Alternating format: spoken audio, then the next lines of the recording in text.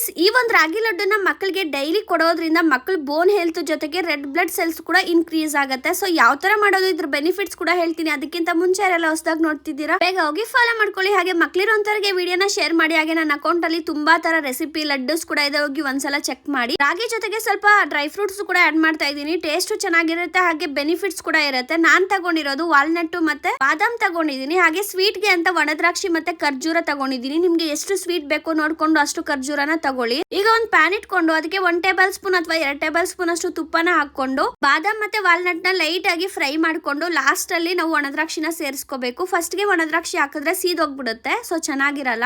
So last ಅಲ್ಲಿ ಇನ್ನೇನು stove off ಮಾಡ್ತೀವಿ ಅನ್ನೋ ಟೈಮಲ್ಲಿ ಒಣದ್ರಾಕ್ಷಿನ ಹಾಕ್ಬಿಟ್ಟು ಲೈಟ್ ಆಗಿ ಫ್ರೈ ಮಾಡ್ಕೊಳ್ಳಿ. ನಿಮ್ಗೆ ಏನಾದ್ರೂ ಜಾಸ್ತಿ ಡ್ರೈ ಫ್ರೂಟ್ಸ್ ಬೇಕು ಬೇರೆ ತರ ಅಂದ್ರೂ ಆಡ್ ಮಾಡ್ಕೋಬಹುದು, ತುಂಬಾ ಚೆನ್ನಾಗಿ ಇರುತ್ತೆ. ಈಗ ಡ್ರೈ ಫ್ರೂಟ್ಸ್ ಎಲ್ಲ ಸ್ವಲ್ಪ ಫ್ರೈ ಆಗಿದಲ್ಲ, ಅದನ್ನ ಒಂದು ಪ್ಲೇಟ್ ಸಪರೇಟ್ ಆಗಿ ತೆಗೆದಿಟ್ಕೊಂಡು ಅದೇ ತುಪ್ಪಕ್ಕೆ 1 ಕಪ್ ಆಗುವಷ್ಟು ರಾಗಿ ಹಸಿಟ್ಟನ್ನ ಹಾಕ್ಬಿಟ್ಟು ಚೆನ್ನಾಗಿ ಕಲ್ಸ್ಕೋಬೇಕು.